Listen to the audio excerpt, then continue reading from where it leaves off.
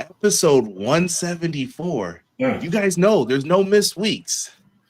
We're double 83 weeks at this point. Yes, We're sir. doing good things. It's all gravy. This is Clash of the Podcast. I, the Ball Brother, am Conrad Cushman, host of Everything Pro Wrestling. This guy right over here is Sean Hubbard of HW Weekly. He has been in the game probably just about as long as I have been, and we combined together to form Clash of the Podcast. I wish I had like something that could change my voice right now. There you go. And when we put our powers together, we come in and we talk the wonderful world of pro wrestling. So, Yeah. shake the mega powers. Yeah. And today is our kind of, it's not really the end of the year. See, I always say like there's technically 2 more days, but we're going to try to wrap up everything that's happened this year. We're going to even go over our predictions from last year, which are crazy. I might need some help because there are some where I'm like, I don't know if I'd give us the points on them, but we're close. Right. So I will bring it to the chat. Sean, other than that, my friend, I'm going to need you to hit your line and then we can get into this, man. Excited about 2026, man, but we got to wrap up 2025 the right way, and there's only one way to do that, Conrad Cushman. Please, my brother, drop that thing.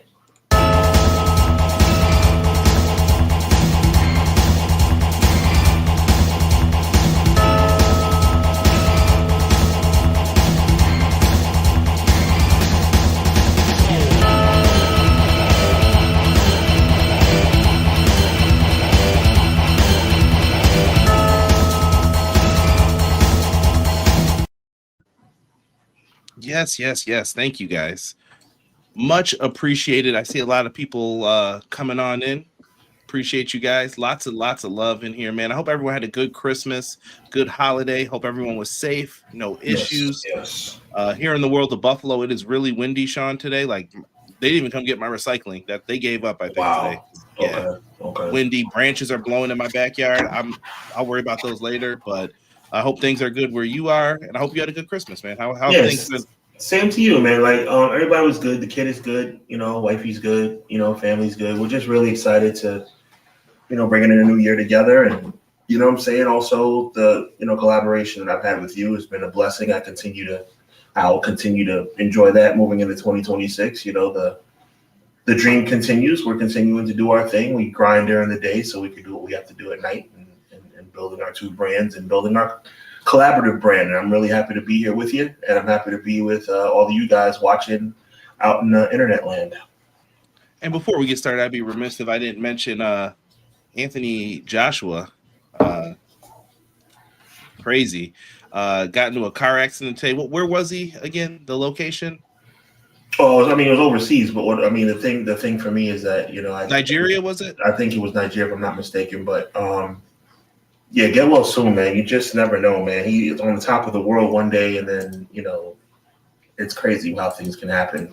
Understood he got taken out of the car with no shirt on, and other people perished during this particular accident. It's crazy. Yeah, just be safe out there, man. And let's go to the community who is a big part of this, and we're just going to run down everybody who's in here and give some shout-outs and get into this show. Big shout out to Clown, who's in the house. He said, afternoon, everyone. Hopefully everyone had a safe Christmas. Same to you, Clown. Queasy, 1-3Z, 4-Tweezy. There we go. Sir Quills is in the house. He said, what up, Conrad, Sean, chat? Your boy Sir Quills is back in to enjoy my 2 favorite bros, CJ and Hubs, for episode 174 of the best wrestling podcast out today, Clash of the By God Podcast. Hashtag HWW. Yes, sir. He says this will always be another very good show for this Monday evening. AEW delivers again with another darn good pay-per-view. AEW Worlds End, a strong 8.5 out of 10. I will agree with that. I thought the show was good. I won't give it into the great. I didn't get into that high, but I thought it was good, though. Good storytelling. Best in-ring action in the world today. 8.5 sounds about right to me. And that's probably how many belts they're about to have. Mm-hmm. I was like, what are we doing? We'll get into it. I'm going to get Sean's thoughts on it here in a second. Jasim said next year could be Roman Reigns' year for the gold. The only one that has his new nickname is the only one that's his new nickname. The only one. We'll see. Mm-hmm. We'll see if Sean's prediction comes true, because Sean has called his shot and said that is the main event. Yes, sir. Happy Monday. My Steelers doing their annual WWE bit, making the last game be a de facto playoff game. LOL. God bless y'all. Yeah. The only video we like. God bless you too. We got XG Dub in the house. He said, off from work, helping Pops. Time for some Clash. Hey, appreciate that. Amen. Thank you, man. I figure how you wanted me to read that. Go ahead, Sean. I'm searching for a miracle.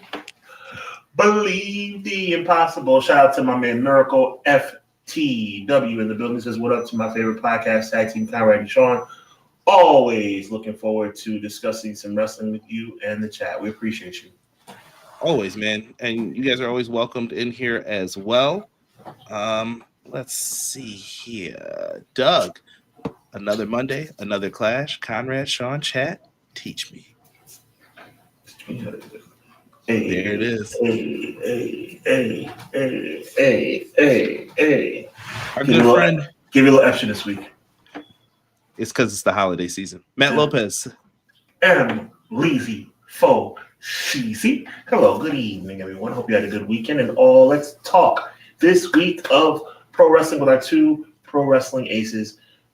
We appreciate you. And I just remixed your entire comment. I read the first thing first and the last thing last. I just remixed it, but the DJ Clue. See, this is why I don't have it, because they know I would act a fool with it. The sentiment is clear. The sentiment is clear. Thank you. AEW, yes, had another great pay-per-view. Wednesday's looking good. So far, so good. I know they only have 2 matches announced, but I'm looking forward to those. T-Ferg said, what's good, gents? Hope everyone had a good weekend. I'm calling it now. 49ers win the Super Bowl in their home stadium. They look good. I actually have a different point of view, man. I understand why you would say the 49ers, but I got a real, and I can't believe I'm saying this. I cannot believe I'm saying this. I got a feeling about the Chicago Bears, and I believe you guys are going to see each other again in the playoffs. The Bears. I like the Bears this year. I think you guys are going to run it back in the playoffs, and I think, that game last night was an instant classic. Speaking of instant classics. McKinney. There you go. I'm here to talk wrestling with the Fire Live chat and the best bros in the wrestling know. Clash of the podcast, and I'll let y'all know my usual gem is in the next comment, and it is. Go ahead, Sean, take it. If you don't step out of your comfort zone in 2026, will look exactly like 2025 and 2024. And the difference between ordinary and extraordinary is that little extra. We love that, man. Facts. I like that a lot. I love it. Ray Thompson saying Happy New Year. Ray, thank you. Hope you have a good holiday season with your family. That's it, man. Beautiful family that is. Let's see here. Matt was telling people who's excited for Wrestle Kingdom. I'm looking forward to the show, man. I think there's a lot riding on that show. I think eminently a lot riding on that show. Joel says, yeah. What up, Joel? Yeah. I think he was talking about the Anthony Joshua. I shouldn't have. Oh, well, said that I'll say, yeah, anyway. Confirming it. Yeah. Yeah, shirtless and he was dazed. Yeah, prayers up, man. Best wishes to Anthony Joshua. Is there anyone else? BJ. Oh, E popped in. Yo, what's good, E? Look at that. Late to the party, but I'm here. Hope y'all are doing well this Monday. Professor. Get your grades up. Sean, before we get into the show, man, I have not read the new documents about Vince McMahon and the whole, I feel like this is every couple months, me and you were talking about some documents of court with this company. Yep. Did Vince McMahon sell WWE to Endeavor because he was promised a spot on the board versus getting them the best deal? There's some stuff coming out about it. I'm not going to speak about it fully. I've only read a snippet, and I don't want to talk about it yet. So if you guys are wondering why I'm not talking about it, I won't. But if Sean has read it, I don't know if he has. We're pretty busy on Mondays. I hope you guys know in the background. Yeah, so I don't know if Sean had a chance to read it, but if you want to say something. We are pretty busy. I have read it. I have no comment at the particular time, but I will be doing some more. My guy Derek, I will be doing some more research, and I will get back to you guys because I have some thoughts. I just don't want to be, I don't want to be presumptive. Interesting. Okay. Very, very interesting times in the world of pro wrestling, to say the least. Don't forget, if you're out there, well, first, if you haven't, hit like and subscribe. It helps us immensely. Make sure that you are subscribed to Sean's channel as well. James, I see you in the chat. We were just talking about your favorite team, the 49ers. There you go. because he likes to troll me. I got to troll him back. Mm. Also, if you guys want to support, we still got some good stuff going up, and I'm sure there'll be some New Year's sales. So Yes, make sure sir. you're going over to Threadless to check out HW Weekly, as they have some pretty good merch up that I think you could rock with some pretty good gear. So Yeah, we like to swag it out, not just wrestling. We like to swag it out in terms of affirmation, a lot of good things, man. Like I'm a philanthropist. I'm a Renaissance man. he has Swag Noided shirts. Get over there and grab yourself one. We also have shirts over at Everything Pro Wrestling. We have a T Public and a Bonfire. So make sure you guys go over. The designs are slightly different, so I would recommend checking out both and grabbing yourself a design. With that being said, Sean, what do you want to start with first here, man? You want to talk a little World's End? Want to get your thoughts in on Yeah, that? let's get Worlds in, because I'm excited to talk about our predictions for 2026. Me too. World's End, man. We are here. I don't have every single match pulled up. I probably should. You know what? I have my notes over here. I'll pull it up. But yeah, Sean, it was a interesting show. Going through it. Did anything stand out to you on the pre-show that you wanted to talk about? We had Kingston and Zach Gibson. Maya World and Hyon got signed. That's dope. I mean, I think the biggest thing that stood out was the fact that Santana, Ortiz. Ortiz See, returned. I did it too. Yeah, Ortiz returned to get with his buddy. I mean, the pre-show. Well, one thing I will say about AEW, their pre-shows are kind of weak. In my estimation. I think their main cards are great, but I think the pre-shows are kind of. I think they just load them up just to get people on the card, so that people on the card. Their favorites. Mm-hmm. I mean, it is a pre-show too at the same time. Yeah, I mean, I hear you, but at the same time, I remember free-for-alls and all that stuff back in the day. It was dope. The last two, though, they did have matches that started off the show still like, oh, we're still here. Yeah, crossover stuff like Nitro, like fireworks going off during Big Bubba Rogers versus Too Cold Scorpio. Too Cold was my guy. Hold on. He was. Everybody, here comes Too Cold Scorpio. We're gonna take the limo to school. No, we're gonna step. I'm like, bro, you better open that limo. It look cold outside. Scorpio, how? Too cold. If y'all don't know, man, you better look up some Too Cold Scorpio, man. Good times in the wrestling world. Yes, sir. Yeah. Jet Speed. The guy who shall remain nameless, world champion 2004. Yeah, his career was almost over before it started because of Too Cold. Yeah, that was the somersault leg drop that landed right on his face. Listen, I always send Rob because we always talk about it, and I don't know if people know that, but he was one of my favorites back in the day. Mm-hmm. And I always send Rob pictures of just the trauma of like what he has probably went through as a wrestler, and I'm like, bro, how did he survive some of this stuff? Mm-hmm. Like, I'm like, there's no way. Crazy. For those of you that are trying to understand the picture I'm painting, Too Cold Scorpio did a somersault leg drop off the top rope, but his backside landed on who shall remain nameless 2004 world champion's face and basically crushed his face. And he that shall remain nameless didn't budge. Everything worked out fine, but it could have been a tragedy. Yeah, that was awful. But Too Cold rarely missed those things. Like that was like one of the only times he ever had it. He missed that. Yeah, no. What show was that? Do you remember the show? Was it Super Bowl? Oh my gosh, I want to say it was. I know it was one of those dimly lit arena ones. It certainly was. I want to say Starrcade, but I think it might have been Super Bowl. Yeah. And Clown just said his matches against Sabu were classics. I think both. Yeah, technically, Too Cold definitely. Too Cold and Sabu had some really good matches. If you're looking for stuff to check out. Back to World's End though, Sean. Konosuke Takeshita and Okada kicked things off, man. I thought it was good. I think they held back because I think that this wasn't the match yet. This was just let's give them a taste. Thank you, Emily. I think they held back as well, Conrad. I think there was a situation where you saw the makings of what we're going to see at the New Japan pay-per-view, and I think that's a great thing because I don't want them to, hold back at the New Japan. I want Wrestle Kingdom to be an instant classic. I would not say that what we saw at World's End was an instant classic. But it was the funny part is that they did not put on the way they would normally put on, but it was still a fire match. Always, bro. Always. I really enjoyed it still, minus the finish kind of like getting ruined a little bit. What's going on back here?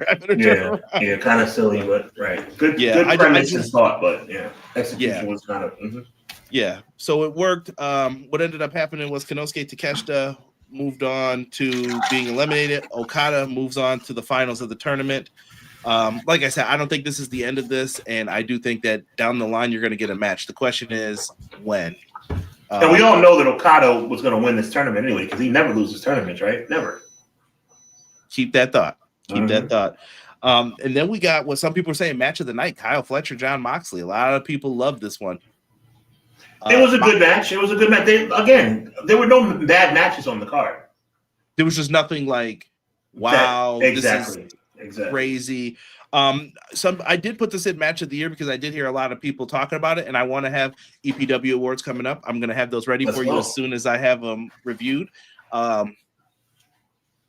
That I added to it because I thought it was a great match. I don't think it's going to win though, but I thought that this was a fantastic match. I did feel bad for Moxley.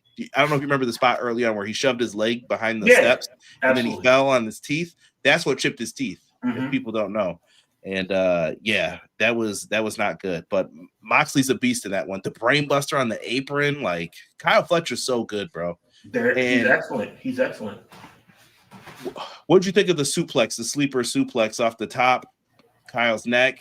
I just think they need to be careful. I know it sounds kind of like grandpa-ish right now, but like I just think they need to be careful. I mean, one false move and you could literally like unalive yourself. Like just protect each other.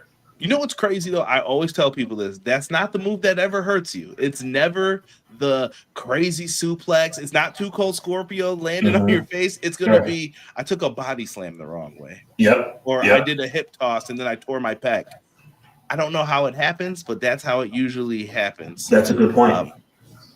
Clown, screwdriver spot was clever. Yes. Delayed Grats. Welcome, my friend. What up, Delayed Grats? I am mad that there's an emoji for screwdrivers. What is this? I did not know that. Wow, somebody has a lot of time on their hands. Shout out to Derek. Shout out to Easy E for finding that. But like whoever says these emojis are like they have too much time on their hands. I like it though. I like it. So after that, Kyle Fletcher ends up getting Bulldog choked out. Chicago street fight. Anything on that for you, Sean? FTR and the Bang Bang Gang? I mean, look, to me, that's one of those times when me and you are going to differ in opinion about the predictability of the match being a good or a bad thing. I honestly thought there was no chance that they would lose the titles, and they didn't. Good match, but at the end of the day, it just takes a little something away when the match is so predetermined that it doesn't even mean that. I mean, you just knew that FTR was going to retain the title. Touche. I didn't have an issue with it. I thought it was fine. To your point, that doesn't mean you can't have a good match. But at the same time, it's like, I mean, when the match was announced, you knew that FTR was going to retain the belt. Here's the problem, though. What are we waiting for with FTR? We're waiting for Edge and Christian, right? Yeah. So if you're sitting there, Cope and Christian. Copeland. I think he dropped Cope. Okay. Thank God he dropped. He never should have picked it up. Honestly, I feel like people are just looking for reasons to not like Adam Copeland at this point too. I'm like, he's given us a lot of reasons to not like him. Honestly, on this day, he cheated. He took his best friend's girl from him. Scumbag. Don't get me started on that because I'll go on a rant. Yo, listen. We're talking about 20 years ago now, but he got away with so much, bro. He just did What a scumbag. And all of a sudden now it's like we all love Adam Cole. Let's remember how much of a jerk he was. Yeah. Nobody wants to think about that, but it's like, I remember how much of a jerk you were, Adam. I'll never forget, Adam. Amy. Let me stop. Matt Hardy promo. Oh, no. See me in Ring of Honor.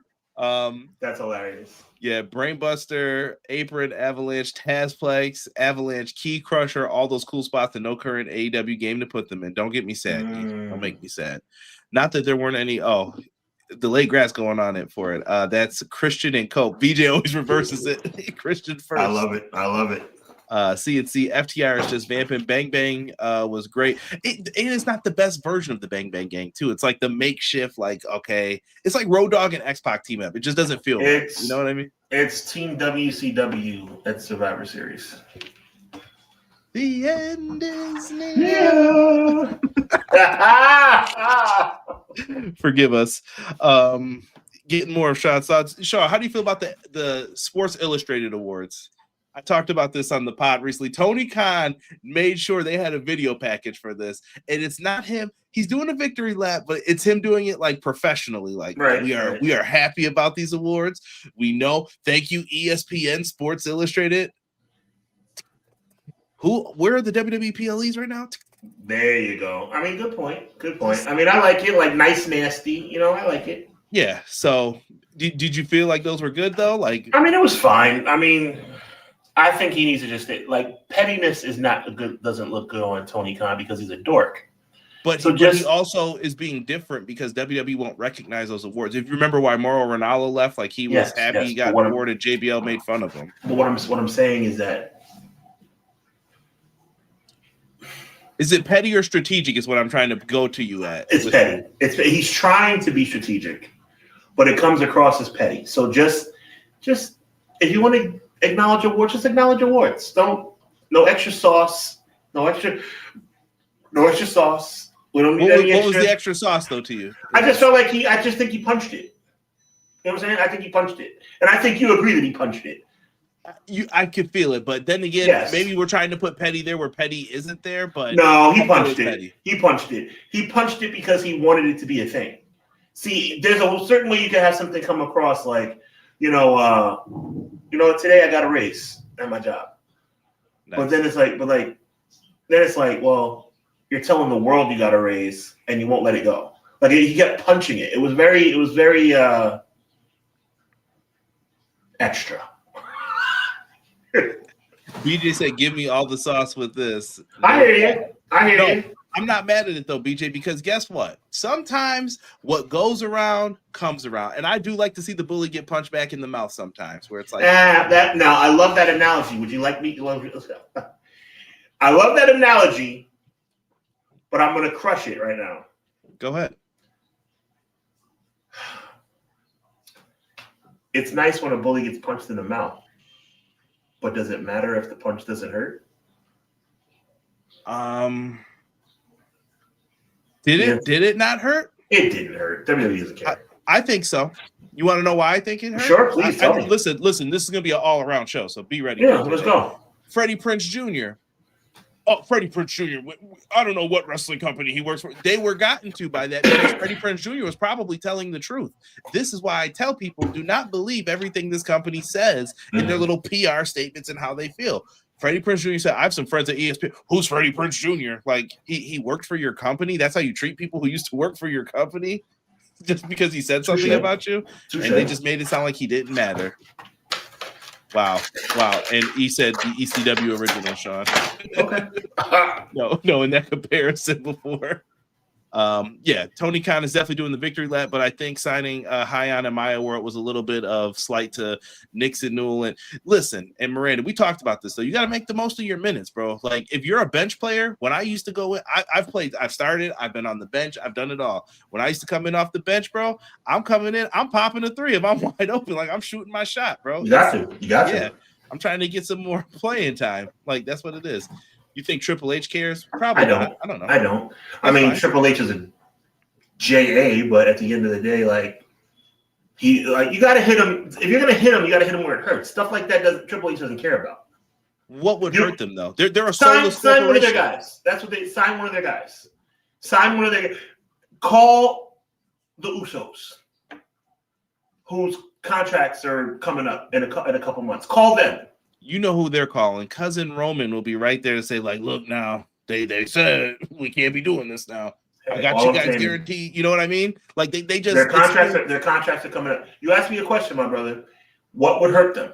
Would they leave Roman though? Like that's what I'm saying. There's a lot of people I'm like, I don't know if they would leave. And we're gonna talk about contracts later on in this. Let's run through this quickly. I'm sorry, I'm holding things up here with my extra commentary, but we need it, man. We had the women's tag titles. Willow pins Mercedes Moné. TBS title match. I texted you that night. Low-key, I'm disappointed, but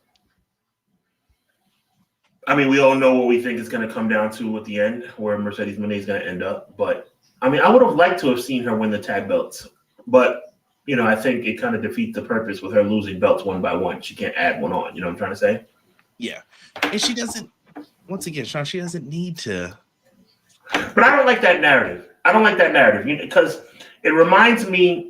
I know you don't mean it in this way, but that narrative reminds me of Hogan at WrestleMania 9 when we were very young. Do you know that Hogan and Beefcake were supposed to win the tag titles that night? Okay.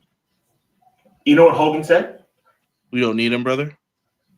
No, he didn't say it. He didn't say it that diplomatically. By the way, Brutus Beefcake, your best friend. Little history lesson, guys. Brutus Beefcake, your best friend, who's never had a taste of gold. Only gold he was going to have was when he got kicked in the face and was supposed to win the Intercontinental title against Mr. Perfect, but never made it to the match. And I'm not making fun of it because he got hurt in a parasailing accident. 3 years later, Brutus Beefcake has a chance to be a world champion, at least on a tag team level. You know what Hogan said? Hogan said, I think I'm too big for the tag team titles. Dream Team. He's already been there, done that. But I'm saying, like, at the end of the day, like, I don't like that narrative.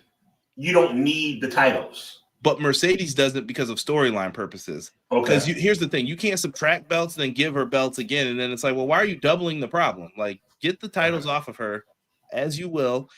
I still don't know if it's Willow or Athena, because Athena was in her grill after too. Like, yo, you just lost that match for us. Yeah, she was tight. I like it though. Two big egos. They get into it. Darby Allin. I said it was tight. You didn't nothing for that? I did, but I don't want to be fine. Come on. I don't want to be fine. Right. Get chat, it right. Let me know. Chat, let me know if you got that one. Let me know if you got that one. She was tight. Roll with it, Conrad. Yo, bench life, Conrad Hustler. We've all been there. Put me in, coach. Right. Listen, one time my coach was going to pull me and I shot a 3. I'll never forget it. What are you?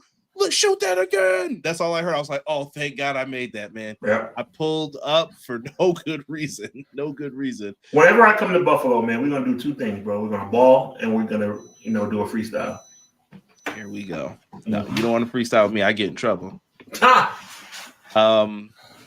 Facts to McKinney. Hubs is right. Sign one of their guys that WWE invested money in for years. That's what hurts Triple H. That's all that would hurt him. Thank you, man. That's what I'm talking about, bro. Like, you got to make a deal that somebody will not refuse.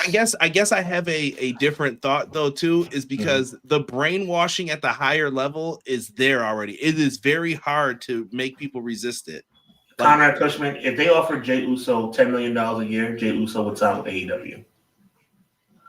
He would. That's a lot of money though. That's a lot. I'm saying are you winning or are you losing at that point? Jey Uso, what I'm trying to say is, if you like to make an impact, you have to spend money. The Khans have already showed that they don't have a problem spending money.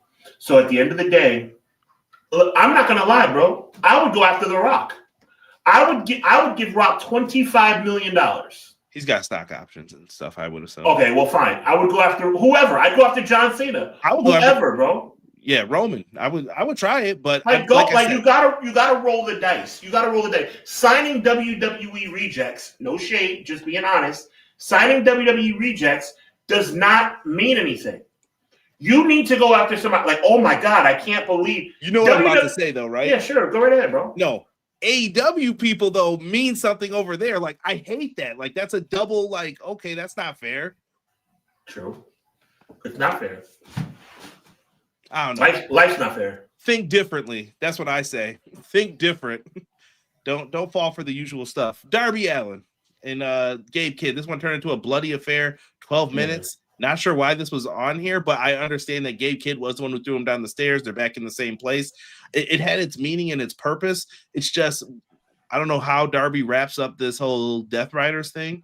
No, I think he's beating everybody. I think you said it perfectly. It had meaning and purpose, and that's exactly what the match was for, to extract revenge and to put you in a position to move on. I think this is the final chapter for the Death Riders as it relates to Darby Allin. Interesting. Okay. Especially because the Death Riders are not going to be around much longer. At least not the way they're currently constituted. I don't know now. Hold on, we'll get into it.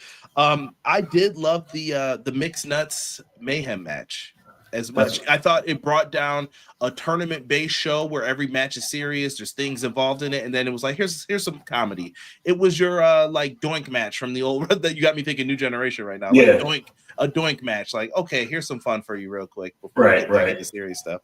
I would agree. I liked it too, and I like it especially now when you explain the purpose.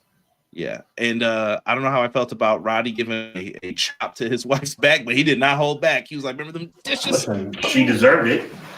She kicked him. She kicked him, and she was like, "Remember when you didn't fold the bed?" Under no circumstances do Conrad Cushman or Sean Hubbard condone violence from a man to a woman. However, this is pro wrestling, and in professional wrestling, I say punch her in the mouth. Give her a chop. That's right. All jokes aside, that was fun. Yeah, it was a fun match. I thought Tony Schiavone was wild on commentary too. He was. I don't know if you heard what he said with Tony Storm when she went to do that hip attack. Hike him up, girl. I was somebody. All right, creepo. Someone fan Tony Schiavone. Yeah, Tony, you're kind of crossing over into creep territory, buddy. Someone had to say something like that, though. It was just crazy. Mixed tag match or couples therapy. I like that. A tag team called Domestic Violence or Couples. I like that. Yeah. Quill says Willow should dethrone Mercedes for the TBS championship for a poetic justice moment. It only makes sense at this point. So if she shouldn't be I think it could still be Athena too, though. Like I said, that Athena 100. looking at her was there for a reason. I don't know what it means, but to me, it could be Willow or Athena, and I think that those would both be great choices. Tony giving the line in honor of JR with the creepy cowboy hat. Yeah. JR is a wild dude sometimes. Pinata. That was not JR. That was Ed Ferrara being ridiculous. That was funny. Sean, yes. Jamie Hayter, Chris Statlander. Pointless. You didn't like that? I thought it was a good match between them. I liked it, but it was pointless. Another match where you knew the result was not going to be anything different than what it was. I thought, who do you think beats Statlander? I don't think it's Steckler or any of these other people who are lined up to challenge for it. Don't get me started. Statlander shouldn't be the champion at all anyway. I thought she had a nice Michinoku driver, like that avalanche twist one. That was well done. I didn't want to. No, we're not doing this. I am not going to allow slander of Statlander. She put on a good match. Come on now. Ooh, Delay Grat said Bane or Shafir he thinks will be the one. I am so sick of you defending this woman. She is the void of a decent character. She is the void of charisma. She is lukewarm water. I don't see what you see in this woman, bro. I'm not going to go off on a tangent. I'm going to leave it right there. I do not see what you see in this woman. Can we just talk wrestling in general? Yes. Sean, sometimes you reward hard work and you reward mistakes. You have to. Have you ever been the supervisor and you screwed up at a job and you got to kind of like, I messed up. I got you. I'll take care of you. That's what they did with Statlander. The Stokely thing was working and then they turned her back face. Not only that, she's always worked hard. She's come back from every single injury. She hasn't really taken additional time off. She always jumps in to do other stuff. Whether it's good or bad, it doesn't matter. She always volunteers. And I think this is just hey, you worked hard. Here you go. Thank you for your hard work. That's very nice, Conrad. I'm going to leave it at that. That's very nice. That's very nice. I'm glad that she's getting a lifetime achievement award. You have to do that sometimes is what I'm saying. I'm glad she's getting a lifetime achievement award with the most prestigious women's title in in the entire company. All I'm saying is sometimes you reward hard work, in my opinion. Someone said stat slander. I like that. That's pretty good. Yo, terrible. T-Ferg, that was a wild line as well. Tony Schiavone just pops off. Sometimes you're like, where did that come from? T-Ferg's comment, what he's talking about, when that was nuts. Yeah, but it was out of nowhere. I was like, whoa! I was like, that was rough. Yeah, definitely happened, and Yeah, just funny stuff. Finals, Continental Classic, man. Moxley Okada. I think people were Something that was surprised. something that was not predictable. Some Something that was a surprise. people were disappointed by it too, though. They all thought Okada. It depends on who you were a fan of, but I thought it was a good match still. Once again, like, just don't be mad there were 8 kickouts this time. You know, people complain about that. Then when they give it to you, I can't believe it. What was this? They should have gave us more. And I'm like, what? What do you want? I'll be honest with you, man. John Moxley reminded me of why I liked him in the past. This reminded me of the John Moxley that I actually enjoyed before this Death Rider garbage started. I like this. I like that version of John Moxley. Give me that guy. Didn't it work though? The Death Riders. I think it accomplished what they needed it to. We needed top heel. MJF's not available. Who's going to fill the spot? Moxley says, "Okay, it's me." He jumps in with that group, and I get it. At first, people didn't like it, but by the time All In came around, they were rooting for, Hangman's got to beat this guy. And I don't know if it's just strictly on hating them, but he did his job. Like, what is the heel supposed to do? Yeah, the heels are supposed to. There's Stone Cold Steve Austin heel. There's Rock heel. There's Roman heel. There's Swerve Strickland heel. Adam Page heel. And then there's X-Pac heel. That's it. Where did that name come on? Which one of these is not like the other? Yeah, one was good and one was bad. I still think Moxley did all right. The Death Riders have been a complete disappointment. Really? Oh yeah. It didn't do anything for Marina Shafir? Who? Where was Marina Shafir before this? Where is she now? In a spot on pay-per-view. She wasn't getting those matches before this. So what? What is that going to mean moving forward? More money, more opportunities for her. Marina Shafir might as well be a glorified. She's a corner person. She's not going to be featured in major matches. She's not going to be a champion. I don't know. Someone in the chat just said they think she might be the one to defeat Statlander. So we'll see. Absolutely not. Absolutely not. That's even worse. That's like being thirsty and having hot tea. Delay Gratz had an interesting comment about this. I want to read it real quick because he brought it up in here again. He said, Mox didn't turn face. The Death Riders turned us heel. Mox said that he wanted the challenge to AEW to step up. We hated him for it. AEW stepped up and got better, and Mox is now cheered. So he's saying that it was on us for always wanting more out of the wrestlers. And I'm like, oh, okay. And we forgot Mox tried to unalive Daniels. At least Daniels acknowledged it. Yeah, that's facts. Got you. And yes, special guest in the house, adding him to the stage, Malik. Yo, my bad, bro. I know my internet was tripping, bro. It's all right. We got weather concerns here too in good old Buffalo. But what's good, man? What's up, man? Yeah, it's been like super. It's just like I don't know, man. It's like super windy out here right now, so it's like it's all good. The cable's getting all messed up and shit, but. It's same thing here. So we're talking about AEW right now, right? Yeah, we're on the main event right now. All right. So 4-way match, Sean. I think we all know how this was going to end up. MJF returned at Holiday Bash to cash in his opportunity, and cash in he did. He defeated everyone and won back the AEW World Title. Swerve came out in the Green Lantern. You had the Ops out there. MJF did take advantage of the Ops interference. And he pinned the guy who beat him at World's End 2 years ago, Samoa Joe. And Hangman and Swerve kind of just left there like, man, what happened? what happened? Yeah, the writing was on the wall about what was going to happen. I'm glad that Swerve and Page didn't turn on each other. That was kind of like a little bit of a rumor that was going on, but I'm glad they stayed status quo. Not friends, but no longer enemies. I like MJF winning the title back, man. He's the most entertaining heel in the company. I enjoy the fact that I think he's going to hold that title for a long time. I think he's back to reclaim his throne. I wasn't always the greatest MJF fan, but I'm starting to see what the fans like about him. He's a heel that you can get behind because he's not an annoying heel. He's an infuriating heel in the best possible way. Like, he's the type of person, like, again, X-Pac heat, there's a difference. Like MJF is entertaining all at the same time. Like you have to be able to. You got to understand. John Moxley doesn't put together a great promo. I thought the babyface ones were really good. Like it conveyed to me, I'm like, this guy's a face now. Like, well, again, I mean, yes, he painted the picture that needed to be painted. Now, maybe he's a better promo as a babyface than he is the heel, because that same stuff, that rhetoric wasn't working for me. But to stay on track here, the main event told the story that needed to be told.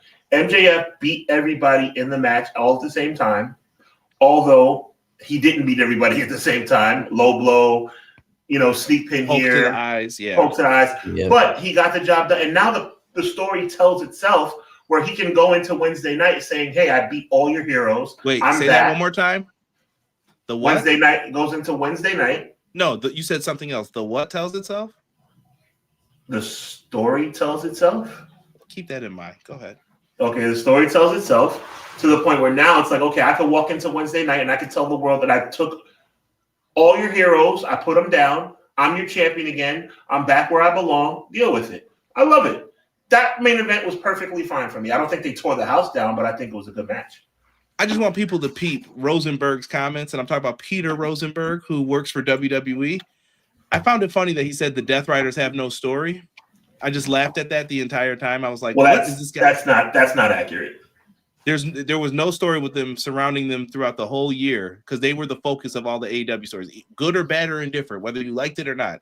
And I'm not here to convince you to like it, Sean. You know what I mean? Like some people like it, some people hate it. I get it. But you're not going to say that there's no story. And I find it funny. And I just want people to peep this. Once again, I'm just putting you on game. Watch the games that are being played. MJF is always talked about very positively by WWE content creators. And I'm talking about like the big ones, like Rosenberg and all them. Just watch. They want him. The moment that contract is up, they're going to make a big play for MJF. That's what they're saving that money for. That's who they will pay money I agree. for. They're not even being coy about it. No. Malik, any thoughts on the main event before we move in?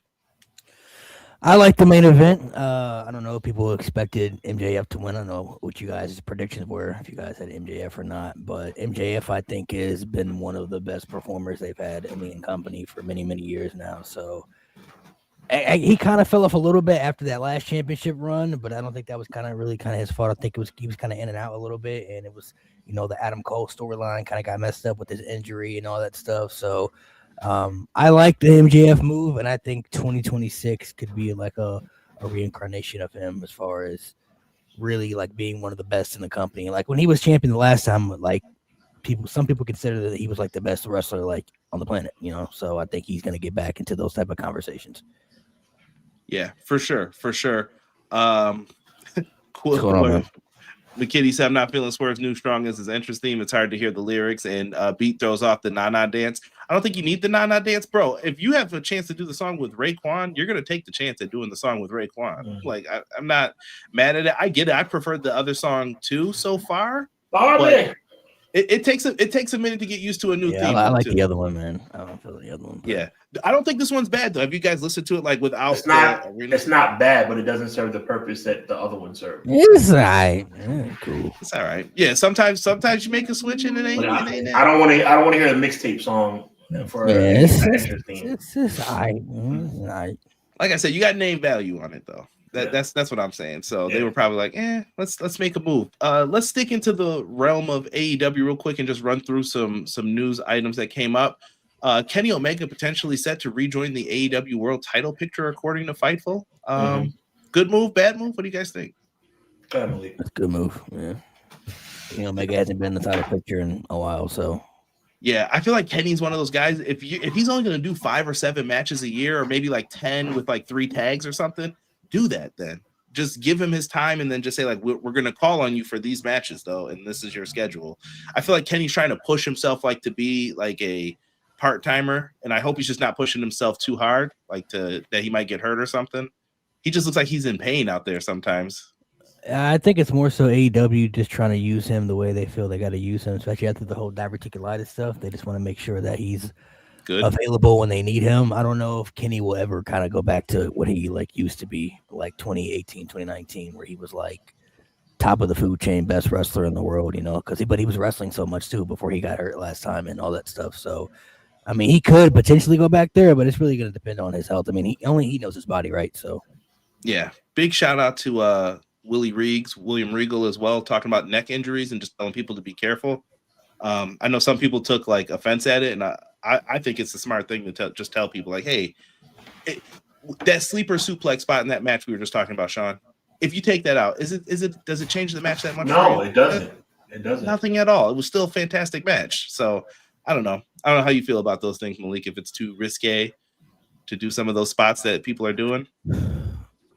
I mean, they mentioned Braun Breaker in the what was it, the Road Warrior spot from War Games. Crazy. That shit was crazy for sure. Yeah. I thought he definitely broke his neck when that spot happened. But neck injuries are probably like top 3 most serious injuries you could have in wrestling. We've seen the effect it's had on Daniel Bryan, even though he's come back and stuff like that. But you wonder like what his career could look like. Edge the same way. Stone Cold. I mean, Stone Cold I think is a perfect example. I mean, we're talking arguably the best peak wrestling's ever had, but didn't really last long. You know what I mean? It was what 3-4 years at best.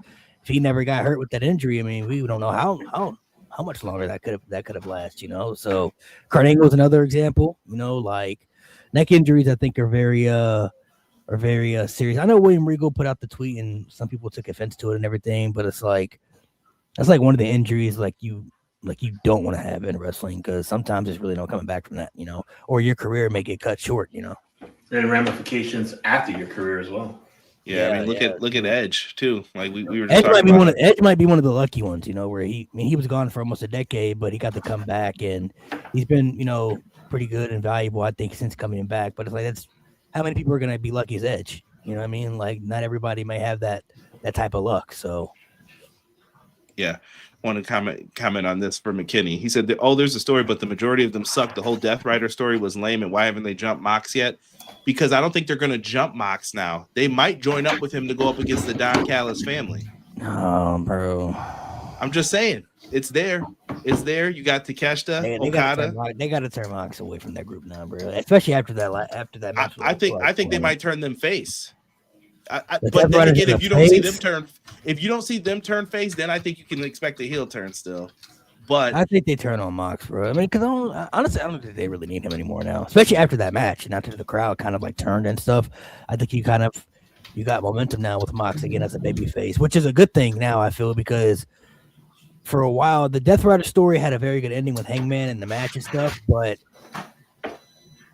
I feel like realistically, if you were to move Mox back into a face and go in that particular direction, I think it would work, honestly. Now, I don't really think he has to be in the group anymore per se. I think it was really kind of hard for him to kind of turn back into a face the way after that Death Rider story was for many people. So, okay, all right, no doubt. Let me see here. Okay, yeah, go ahead, Sean. Yeah, guys, listen, I just got a call. No emergency. Well, it's an emergency-ish, but everything's going to be all right. I have to run off the stream tonight, which is kind of a different thing for me. But, you know, the big man upstairs works in mysterious ways. I'm not here, but Malik's in the building. So Malik's going to hold it down for me. Conrad is always going to hold it down for me. I'll keep everybody posted. Nobody's leaving this earth. Nothing catastrophic, but I got to handle some family business. Appreciate y'all. God bless. Be encouraged. Evil never prevails. I'm going to holler at y'all next week. Thanks, Sean. Okay. All right, Malik. It's us. It's still Clash of the Podcast. It's still happening. Right. Malik's got a podcast with No Name Wrestling Podcast. You guys can check them out every Sunday, 5 p.m. ish. Yeah, usually like 5:10, 5:20. Yeah, we're always late. They usually say it's Mo's fault, but I'm just saying. Most of the time it is, honestly. But yeah, definitely an interesting podcast. And Malik, one of the topics that I did want to bring up on here was we were going to talk about wrapping up 2025 and what happened in 2026. I do have Sean's predictions, so I will go through them, and I'll go through the ones that we did last year real quick. All right. I have all of those up here. Let me bust these out. Bust it open. All right. Here we go. I did a bunch of them, so y'all can give me the big X on these. And I did put question marks next to the ones where I'm like, I don't know if they're going to give credit for this or whatnot. So here we go. Last year, here are the things that I said would happen, Malik, just predicting, trying to guess. In this one, I said John Cena wins the World Heavyweight Championship at SummerSlam to break Ric Flair's record for the 17-time world champion. Wrong, because it didn't happen at SummerSlam. It happened at WrestleMania. I said Tanahashi ends his career wrestling Kazuchika Okada at Wrestle Kingdom. On money. Point. Got it. I said Shota Umino will become the New Japan Death Rider following the footsteps of Moxley. I got that wrong. Goldberg wrestles his final match against Braun Breaker. Got that wrong. CM Punk will main event against Seth Rollins and lose in night one. Kinda. I mean, Roman was in there too, so I guess no, but yeah, I mean that was kind of right, basically. Kinda. Big E returns at the Royal Rumble, eliminating Kofi and Xavier. I had high hopes, but that did not happen. Tiffany Stratton will cash in, become WWE Women's Champion on SmackDown, and Charlotte Flair returns and wins the Royal Rumble again to challenge her at WrestleMania. Got that. Yeah. Naomi's the attacker of Jade Cargill. Got that.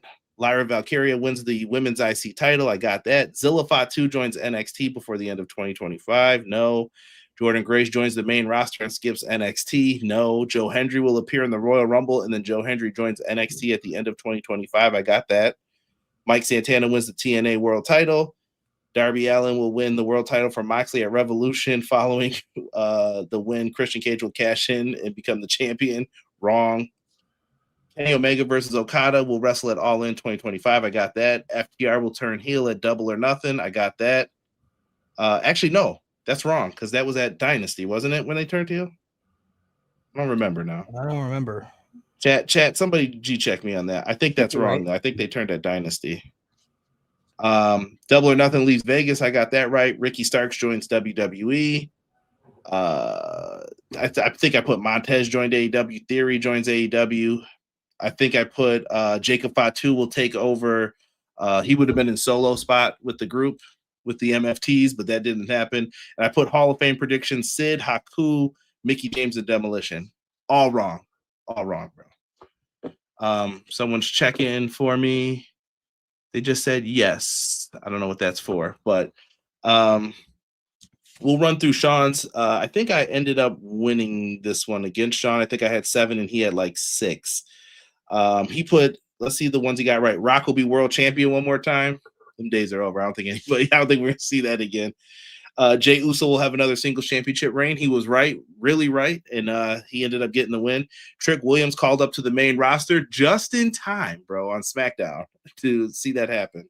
It's official, right, that he's on the roster? I didn't watch SmackDown. No, it's not official yet. He's still a hold on. I'm taking that back then. He's still a free agent, quote unquote, so.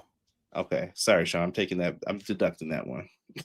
Roman Reigns will win either the WWE Undisputed or World Heavyweight Championship. Wrong. Copeland will win the AEW World title. Was wrong. Charlotte Flair will return at the Rumble. Was correct. Becky Lynch will return before or at SummerSlam. Usos tag champs did not happen. New Day did win the tag titles. He had mentioned Jacob Fatu would be more of a focal point in the bloodline than Solo Sikoa. I would say no to that. The audience of WWE will turn on Cody. I don't think they have. Malik, I've been listening to you talk about that. I can't fully give points on that. Sasha will win the AEW Women's World title while holding the TBS title. No. He did get Jordan Grace will join WWE and NXT. CM Punk turned heel. Did not happen. Cena will not become the 17-time world champion, he said. So, didn't work. Thank you, McKinney, for letting me know that. And it was that Dynasty. Thank you. Stone Cold would return to television. He picked Mickey James and The Rock for the Hall of Fame. That did not happen. He did say John Cena would become a Grand Slam champion, though, Malik. And Swerve Strickland will win the TNT championship to become the Triple Crown winner. That did not happen. And he said AEW will debut women's tag team titles. He got that right. Wrapping it up, Malik. We got new things. I'm going to put up Sean's link here. I'm going to put it in the chat. So then if anybody wants to follow along, we'll go through this. And then Malik, if you want to throw your predictions in here, man, I say, let's do it. Do you have any bold predictions for 2026 before we get into it? Just anything? Anything. Throw anything at the wall, man. There's a couple. I think Jericho is going back to WWE for a last run. Let's see. Jericho back to WWE. I'm going to say, I don't know if I have like any crazy, but I think Braun Breaker wins the title on Raw. I think he beats CM Punk. You think it's happened on the 5th too? I think there's another masked man. I don't Really? think he's the only masked man. Yeah, I think there's Jericho. It's gonna be Jericho. Judas. I think it's like Ricky or Montez or somebody. Like, I think there's another masked guy. I think they revealed Austin Theory as the masked man, but there's another one that we don't know about, and I think they give the title to Braun Breaker. Whether he goes into Mania or not, I don't know, but I think 2026 is going to be the year they're pretty much going to tell us he's taking Cody's spot eventually whenever they're ready for him to. Whether fans accept it or not, it's not really going to matter. He's going to take that spot when they're ready to give it to him. I don't have any other crazy bold predictions though. Probably I would maybe say, because AEW is kind of really hard to predict sometimes, especially with their title range. Sometimes they give you long ones, sometimes they kind of don't give you Samoa Joe 1 month. Yeah, Samoa Joe had 1 month. Hangman did. I thought Hangman was going to be champ the rest of the year before he lost it to Samoa Joe. So that one kind of definitely shocked me for sure. I'm going to say Darby Allin gets the world title next year. I still believe they want to give him that opportunity. I for sure thought he was going to be the guy to beat Moxley before he went to climb the mountain and all that stuff happened. So I think the plans change. And Darby, with the type of bumps that he takes, I don't really know how long his career is going to really last per se. But I just feel like a MJF and Darby Allin match for the title is going to be like something they're going to plan next year for something big. With MJF being the heel he is, Darby Allin being the baby face. I'm going to say that I'll say Darby Allin will be the one to dethrone MJF. I feel like Darby Allin's world title reigns will be like Jeff Hardy's too, like where it's like a month and then possibly move on. Possibly. MJF did beat him with a headlock takeover too. He's going to probably want his revenge for that. Oh, I forgot about that. Yeah, which was about that. I like it though. That was such a heel thing to do. Like, I'm gonna beat you with a headlock takeover. You're not good. Yeah, that was crazy. I forgot about that. Yeah, people are putting stuff in the chat. So we got Clown saying Nick Gage returns to GCW and dethrones Atticus for the world title. Okay, all right. Willow will become AEW Women's World Champion in 2026. That could happen too. I think there's a possibility. I could see Bianca Belair returns at the Royal Rumble. Jade Cargill versus Charlotte at WrestleMania. ROH slowly fades to black. I don't think ROH is going to go anywhere, though. It's making money for them. It's just not exciting. That's you know what I mean? Yeah. If it was a live show, I think you put more effort into it, but it's not there yet. But I don't think it'll disappear. Happy Nick Gage is healthy. Yeah, same here, man. Always good to hear some GCW stats. Let me pull up some of these, Malik, and you know what? I would love to hear your thoughts on what me and Sean said about some of these. So let's share the screen here, and then we'll probably end up off onto the side. And if you want to say something, you just stop me here. So here's mine. I broke them down by company. I did a lot less this year. So just because it was hard to like guess some of this, and I'm pretty sure some of the things everybody sees. I put Chris Jericho returns to the WWE January 2026. If you want me to put a date on it, I will say I think he returns on the 5th. I think on that Stranger Things. Yeah, it'll either be he'll either come back on that Raw or at the Royal Rumble in Saudi Arabia. Yeah. I think he'll be there either way. I also put Gunther will retire AJ Styles before SummerSlam. Am I talking crazy? Bro, I've been saying, so I don't know how much you've been watching the pod, but I've been saying that so Gunther retiring Cena, tapping Cena out was huge, right? Him retiring Goldberg. I think that Gunther should go on a retirement tour next year path where he retires AJ, Jericho, Brock, these people where he retires these legends, kind of going like on a legend killer arc, but actually really kind of retiring people. Some people, there's some people in the pod who think Gunther should win the Rumble and go face Cody at Mania, but that doesn't give me night 2 WrestleMania main event for me. I just feel like that's not big enough to be in that spot when you have other options that are much bigger stories. Like Cody and Gunther could be a good match, but if you're going to sell WrestleMania, because we all know night 2 is the main event they're telling us is the biggest match on WrestleMania. That's what they're selling us as the money match, right? And Cody and Gunther would be a big match. But when you have Cody versus Roman on the table, possibly Cody versus Randy, or even Cody versus Punk, those are just bigger matches with bigger options. And I feel like if they go with Cody and Gunther, it'd be fine. But I'm going to look at it as you had other options that were much bigger that could have sold WrestleMania out more with bigger stories. And I just feel like I don't know if majority of the audience is still buying into Gunther as his big money draw that WWE wants him to be. I think he definitely could be the top heel next year, but I think he retires AJ at WrestleMania next year. I don't think AJ's going to wrestle much next year. I think AJ's ready to be done, to be honest, just based off the interviews he's been having. I don't think Jericho is. I don't think Jericho wants to retire, so he might be a later one, in my opinion. Like he might sign and then say at the end of this contract, "I'll do it." But in the beginning, I think he's coming back for next year. Like he may have a 1 year run, but I don't. I mean, he's already 55, so I don't know how much longer he's going to be. I think Jericho's good. I think he's going to push it until he can't anymore, in my opinion. Yeah, and I agree. I think Gunther should have like a taker spot at Mania, if that makes sense. Like you have a big match that's not a title match. So you got to put him in there with someone big and then just do it like that. Because I think they're saving the Brock match for SummerSlam. That's what I'm thinking. You think Brock's done too? You think he's almost ready to be done? I think Brock will put Gunther over. I think Gunther's beating all these legends next year by like submission. I think he's gonna tap out Brock. He's gonna tap out or pass out, whatever it may be. Like that's gonna be his thing.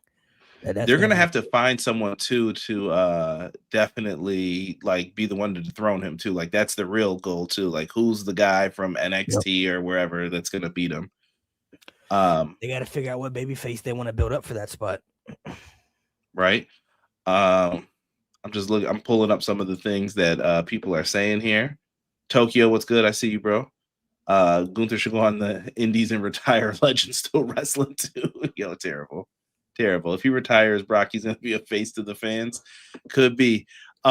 Sticking with my stuff here, going back to it. I got Danhausen joins NXT. I think that I heard that there may be some detractors to Danhausen, but I think he's gonna work well in WWE. This guy moves merch, man. They're gonna want him.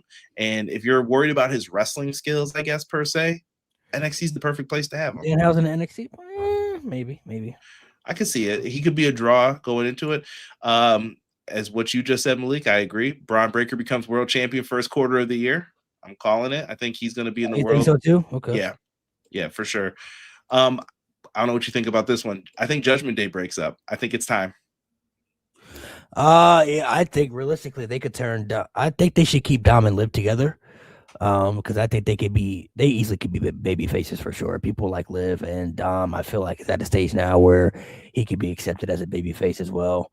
They could easily tell a story where he reunites with his dad and all types of shit, and then you have Finn and Roxanne, do their thing, whatever the case is. But I don't know if they necessarily break up though. I think the Judgment Day is I think they could keep them around for a little bit because they're like a group that they keep reinventing with other people, and it may not be as peak as it used to be, but they're always featured on TV. Everybody who's in the group always has a spot. It's like they're a safe route, I feel. Like joining the Judgment Day isn't like it may not be the best thing for you, but it's not the worst thing either. Like I feel like they took the Hurt. It's a guaranteed spot or the Hurt Business spot. Like they kind of became like the Raw version of the Bloodline for them. Like okay, like Raw it's a guaranteed spot, and they've turned.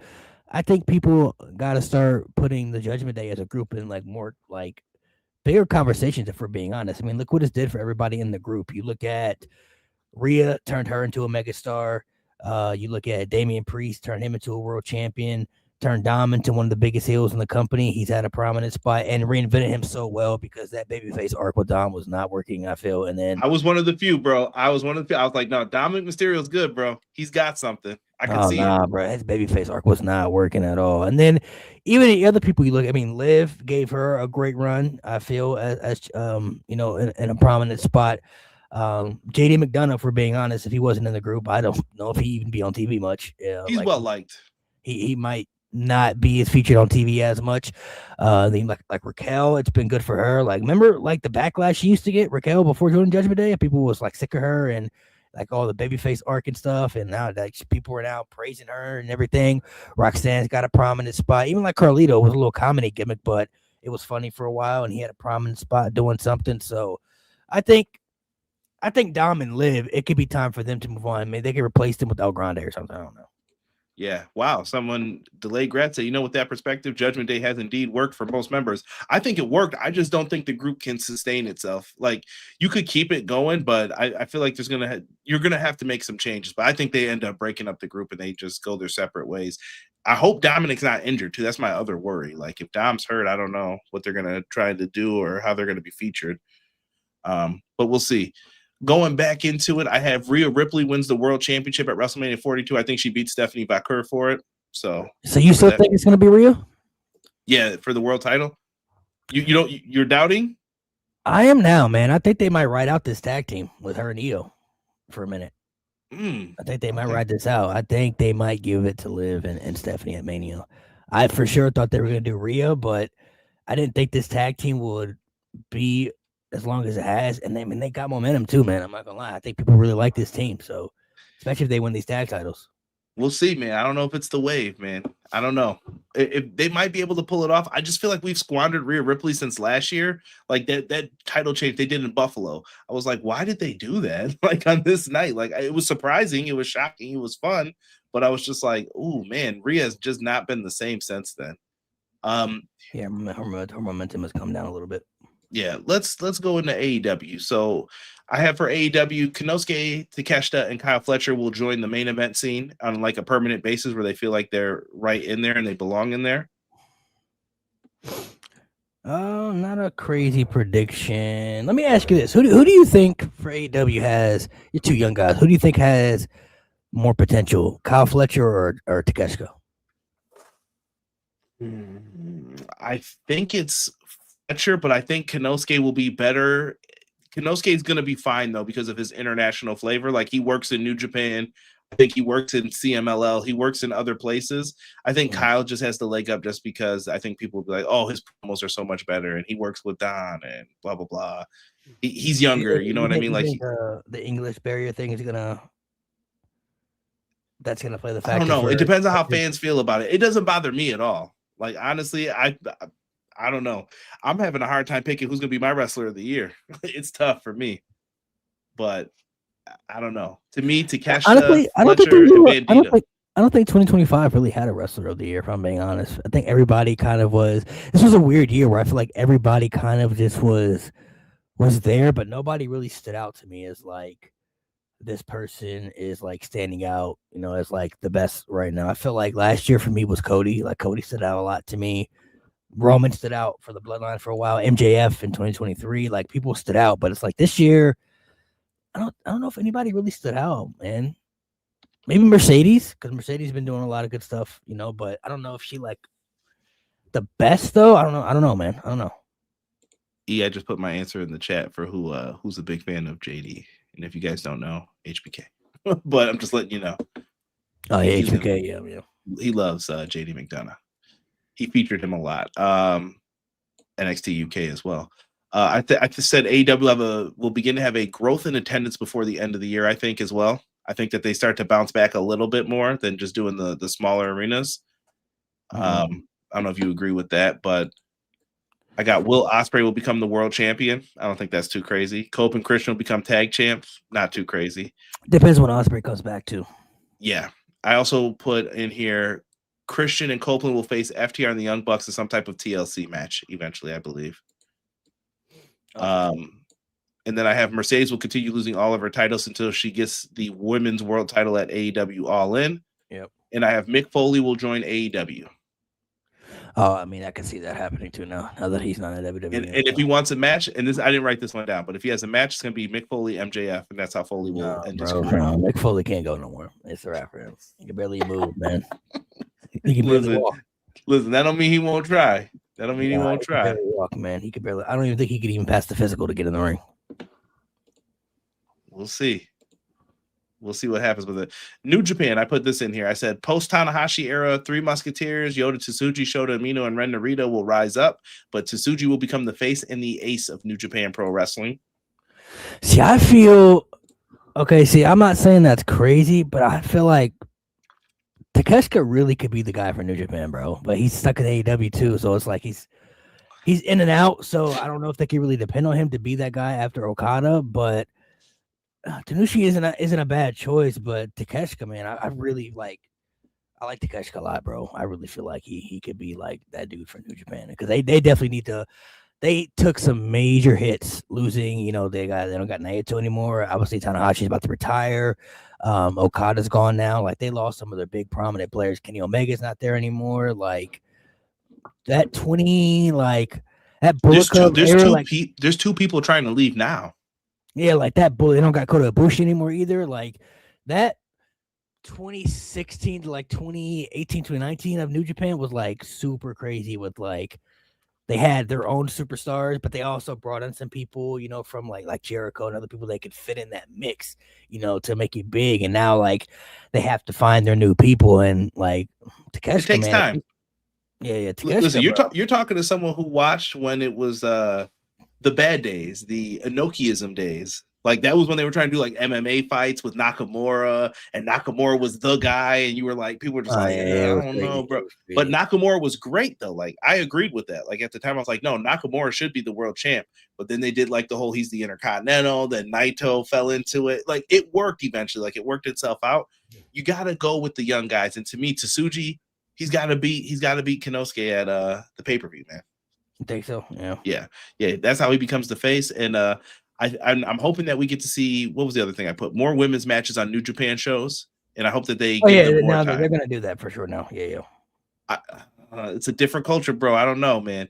Sometimes you look at the match like that, I'm like, they gave them 10 minutes. These are two great women's wrestlers. Right? They get more time. It'll start to improve. It's kind of like, I think it's kind of like WWE in Saudi Arabia. Like it's gonna take time for it to be accepted, and things for it to improve. Yeah, let me run down these real quick, and you could just tell me, like I said, stop me if you want to say something on these. The Hardys will finish their careers under a TNA contract in 2026. Oh, really? TNA? I think that they finished their career in TNA. That doesn't mean they won't get a WWE match, but I think they're going to be under TNA contract when they do it. Chris Jericho will make an appearance in TNA wrestling, and I put TNA will return to the United Kingdom for the first time in years. Okay. CMLL, I will predict continue their business as usual, and I will predict over 35 sellouts. Everyone talks about WWE's business, bro. CMLL was crazy this year. Like, I want you to look it up. They had over 40 sellouts. That's a lot, bro. They crushed. Yeah, I'm not really tapped into CMLL as much as Triple A. I've been watching Triple A for a long time, but bro, I don't know if you got the Triller TV joint, bro. But on Fridays, I've even been watching SmackDown. I'm over here watching CMLL. Like, yo, dog, this is crazy. I'm not fully tapped into CMLL the same way I am with Triple A. I've been watching Triple A before they had this stuff with WWE and everything, but I got to get more into CMLL. Yeah, CMLL is great. CMLL. So I said that, and then I said Mascara Dorada will face Mystical, but lose, building towards Mascara Dorada becoming the star for CMLL. And for AAA, I predict El Grande Americano will be the focus of the brand moving forward. And I will even say he will become the Mega World Champion, and Vikingo will become a top heel and reclaim the Mega title as a heel. Man, him and Omos, man. Yeah, we're about to be cooking over there with that. I agree with El Grande. Like, I gotta be honest, man. The El Grande shit working, bro. I ain't gonna lie. That shit kind of work. I don't know. Allegedly, it was Chad Gable. It wasn't confirmed. We never saw it. But when Chad Gable come back, that spot ain't his no more. I'll tell you that. If it was Chad Gable, allegedly. Now I have not seen Sean's yet, so you're gonna get my reactions to this. It ain't gonna be his spot no more. I promise you that. Here we go. Oh, you think he's the better El Grande, the new guy? I mean, we don't know who it is. I'm just saying. I never saw the face reveal. So here we go. Allegedly, he said it was Chad Gable. Chad Gable's not there right now though, so it's like if he comes back, whenever he does, if he was El Grande, that spot ain't gonna be his somewhere. I promise you that.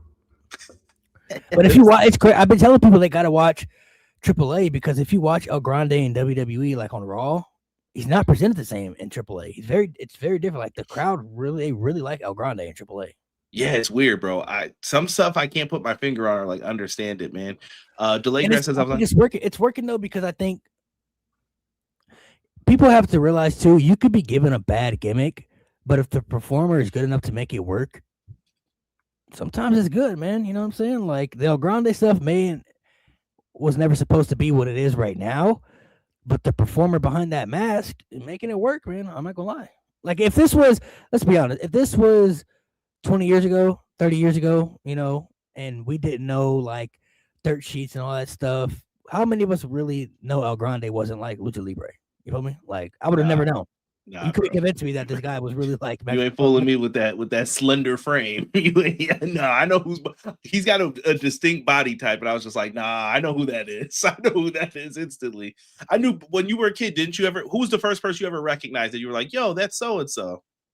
Do you remember? Nah, man, I don't think I really remember too much about Like it. you Probably never noticed, like, yo, that's Nova from EC. Wait, Simon Dean is Nova, or like you know what was for me, Repo Man.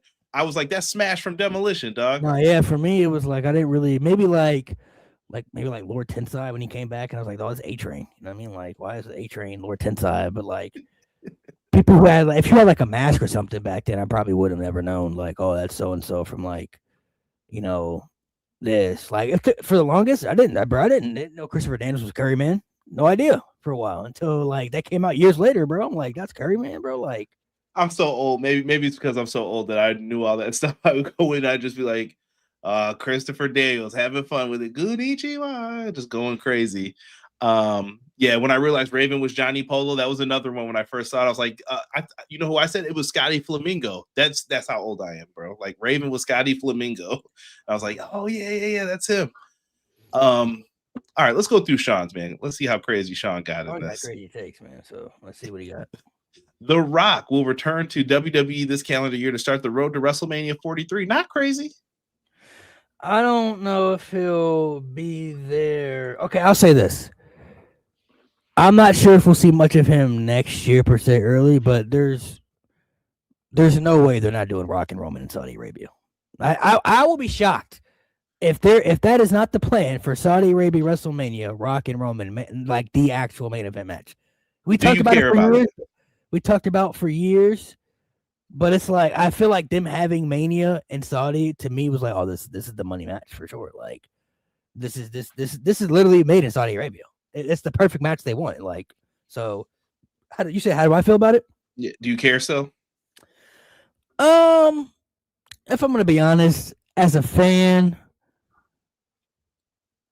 if I'm really being realistic as a fan, I'm not really depressed about it. Like if it doesn't happen, but if they present that shit on my screen, I'm not gonna pretend like I'm not gonna be into it, bro. Like that, okay. The energy is gonna be too high for me to be like, the star power is gonna be too big, the aura is gonna be too big. It's like I was into it when he came back last year, but it's just the timing wasn't right. I'm like, no, they can't just push Cody out of that spot, you know, for this match. Like I was excited for Rock and Roman, but then it's like the timing just wasn't right for it, you know? So it's like there's too many other things and factors, but it's like if they were to do it, you know, if they were to tease it like at some point this year and we finally announce it for Saudi Arabia, I'm definitely going to be into it for sure.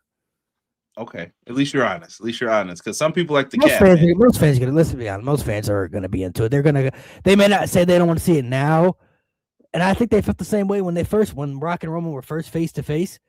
I think a lot of people did want to see it. It's just the Cody stuff was right there. So it just wasn't the right time per se, you know, and everything. But it's like, I don't think WWE's had a match of that magnitude since Rock and Cena. Like that's the last, that's like the last big box office match they've had. We got two questions for us here, Malik, while we're reading Sean's stuff. It says, will Saudi Mania be 2 nights? I say yes. Yeah. And then he says, does AEW run a pay-per-view during Mania weekend?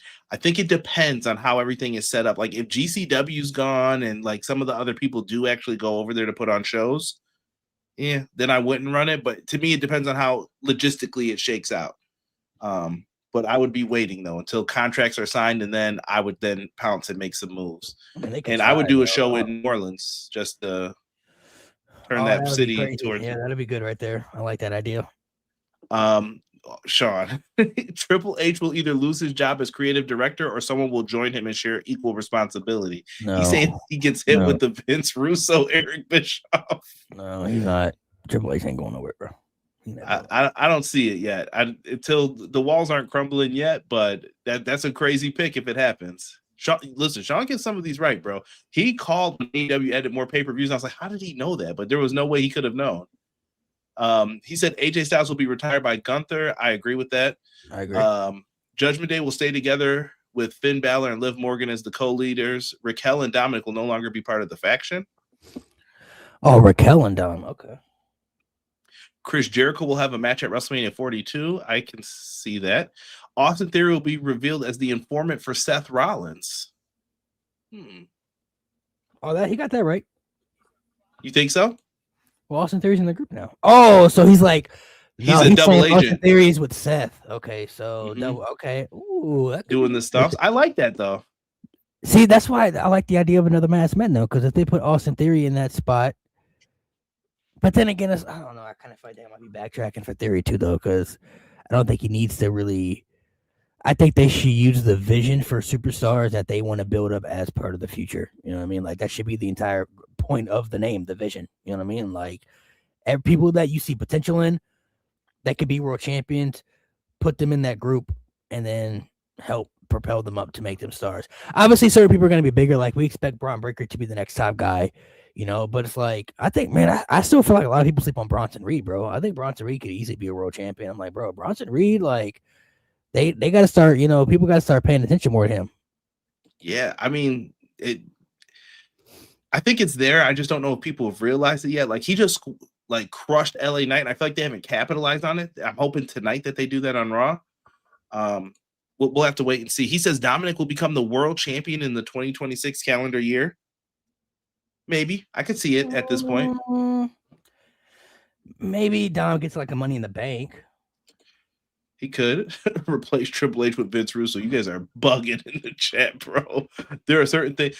When people talk about like, yeah, we want Vince back, I'm like, yo, you guys are bugging, bro. Like, I don't believe that, bro. People must not have saw them late 2010s, bro. Like, y'all just didn't see that fall off of Vince.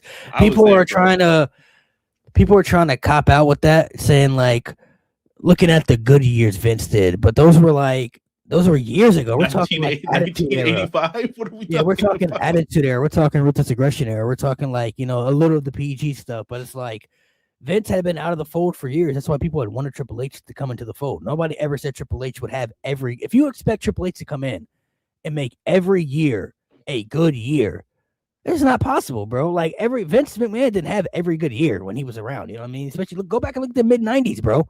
The mid-90s was terrible. You know what I mean? But then it picks up late 90s, early 2000s. You know, like it picks up here and there. So Triple H just has to make it promising where he's gonna give us more good quality opposed to the bad years. I could feel if Triple H went on a 10-year run, and let's say out of that 10 years, 7 of those years were bad. That's the problem. You know what I mean? But if he had a 10-year run and let's say 2 or 3 years were bad out of that 10-year run, is he really fumbling the bag? You know what I'm saying? Like he gave us 3 bad years out of 10 years. You have to view it like this too. Favorite booker or time period in wrestling? How long did it last, Malik? What's your favorite time period in wrestling? You know, I'm a Ruthless Aggression Era guy, man. Well, what was the peak like Ruthless Aggression? Like it was good through like this time to this time. I would say for me, my really hardcore fandom that I really enjoyed was 05 to 08 in that time frame. Like 3 years, though, right? I'm just glad you said that. 07, 08, yeah. What was the peak time for AEW fans? 2019 and 2021. Yeah. 3 years. Triple H, he booked from 2021, and I would say like in the middle of 25, some people just started seeing like, oh, it happens. Like bookers are good for 3 years. You got to recharge your batteries. Like this is just a history lesson. Why do you think Jerry Jarrett and Jerry the King Lawler split the duties for booking for 6 months apiece? Because that way you would come back with fresh ideas each time. I'm just putting it out there. I always say that it's hard being a booker. It's harder than people think. Like you're gonna be hated. Yeah, a lot of people too. Like, I just hate that every time somebody makes a bad decision or something that you don't agree with, people would instantly jump back to they want this person back. They want this person back. Like, you also have to remember, as wrestling fans, we're all not gonna want the same stuff. You know, I think me and Conrad have always kind of agree on certain stuff like that. It's like I think you and I understand, like when we watch wrestling, we understand that the show isn't going to be revolved around everything we want per se, because everybody likes different things. So there are going to be certain champions that are going to get pushed that we may not like, but we understand why they're getting pushed. Like when Jey Uso won the Rumble, I didn't necessarily hate it because I was like, I understand like why he's getting this opportunity. He checked all the boxes. That's what I told Sean. There's a difference. See, I told Sean I was in the middle on this because I think Jey Uso was going to get it. No, based on like just how the company is. But at the same time, when they gave it to him, like, yeah, he checked all the boxes. Now, would I have had him tap Gunther? No. Oh, that was crazy. That was terrible. But there were things that I was like, okay, yeah, like, but he deserved it though. Like he like at least had an argument. Certain people are going to get opportunity. And listen, sometimes WWE gets it wrong, gets it right. You know what I mean? It's like, you know, they gave Miz a big opportunity in the early 2010s, and most of us were like, "What? Like, Miz, the main event of WrestleMania, WWE champion, like it didn't feel right, you know. Then years later, people started saying Miz deserves more respect and stuff, and you know the same with Roman. You know, Roman got that big opportunity at WrestleMania against Brock. Most of us were like, Roman, I don't know if he's really ready for that. And then it took a while, but And like Miz, I think you can question some of those things too, Malik. Though, like, here's the thing: like with Jey Uso, I was like, would I have done it at Mania? Like he wins the Rumble? I don't know, because you put Punk and like people in weird spots after that. So I could see that too. Honestly, the push they gave Jey Uso should have been LA Knight, but you know, I digress. Yeah, and you could make an argument for that too. Hold on, let me wrap up this WWE one, then I'll go back into the chat here. There's not too many more left. He said Jimmy Uso will become a singles champion. I don't know. I feel like they're about to stay in a tag team. If this was last year, I would definitely give that way more credence. But I don't know, man. He might get a little opportunity. We'll see. Jade Cargill versus Bianca Belair at this year's WrestleMania. I could definitely see that. I agree.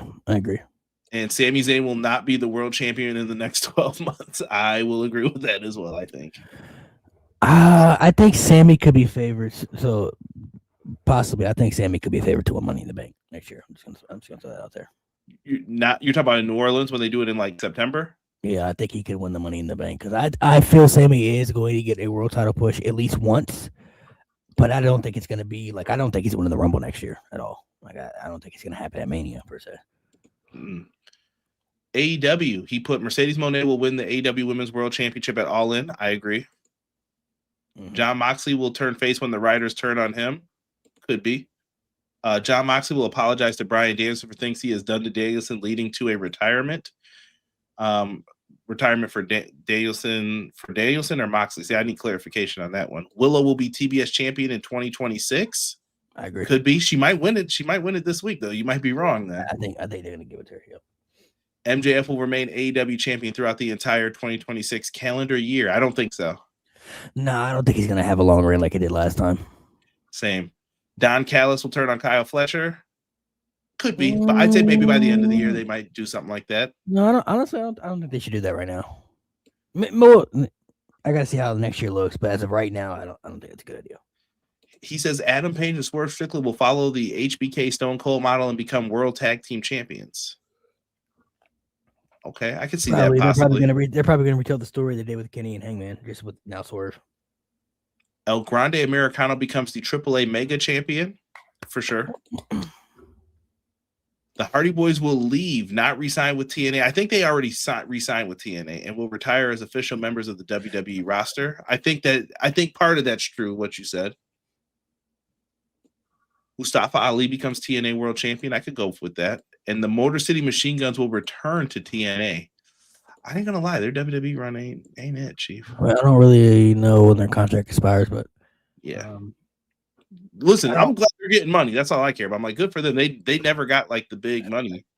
Yeah, I mean, unfortunately for them, the tag team division is like hit or miss in WWE. So I felt they should have started NXT for a little bit personally, but you know, the SmackDown tag team division was cooking up until after SummerSlam. After SummerSlam, it fell off. But BJ putting some good ones in. He says AJ Styles retires from WWE but does a 1-year finale outside of the company. That could happen if he's not satisfied. Otis ends up being a mainstay of TNA. Okay. I was just kind of thinking Triple H was working with that talent that already had set up. Roman, the bloodline already existed. Now that the bloodline is done, Triple H has floundered. In some spots. Is the bloodline really done though? Is it? It depends. I don't know. I don't know if I care as much either though. But EA WWE. I mean, they own them. They wouldn't if this happens, I'm gonna call this. I bet you AEW goes to 2K because 2K will just have the assets for a wrestling game. Let's get the second biggest one that we can get there. Why do you think we don't get more wrestling games outside of the brands now? Like games in general. You remember how we grew up and it used to be like you had SmackDown vs. Raw or like Here Comes the Pain, but you had like Crush Hour. There'd be many different variety of games, man. Like we need more of that.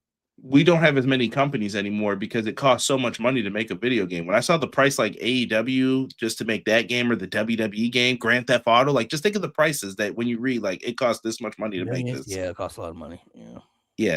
I think indie games are going to be on the rise and the AAA titles are going to like go down. Like you're just going to get a couple a year. Yeah, that Hate Me Now video was crazy. I did like that a lot.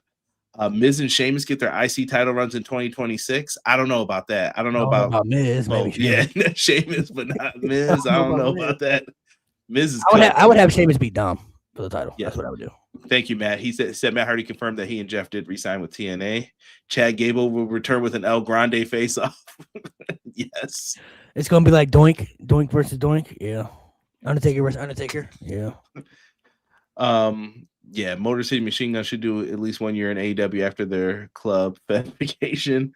Their assets suck. They got to use that Fight Forever engine. Yeah, no, they would. I think Tony would make them use the Fight Forever engine. They would just say, port them over, do what you guys want, but be prepared for them card games and stuff. Trust me, they're gonna get you. They're gonna get you. Let me see here if there's anything else before we wrap up here for what we got cooking up, man. We did mention Raw. They are going to have that world heavyweight title match with Punk and Braun Breaker. I saw Kevin Nash had some pretty bad things to say about CM Punk. You guys could look him up about him wrestling in a shirt, and he thinks it's time for him to be done. But Nash never really liked Punk either. So, Malik, what do you think of this Nick Khan quote about not listening to people who only have like 14 followers decide how I feel? We're going to trust the data, trust the instincts. Don't let Twitter or Reddit or whatever throw you off your game. Is it bad to listen to social media sometimes? Or is it like a social media? I get that it's not true. Like, we hate Jey Uso, we hate Cody Rhodes, but then I hear the reaction in the arena and I'm like, that's not what I'm seeing. But at the same time, I mean, there's a SmackDown show coming to Buffalo. I'm not going. And I saw a lot of people mad in my area too, because it was Raw. Then they switched it to SmackDown and they were like, I'm not going now because it's SmackDown. I was like, okay.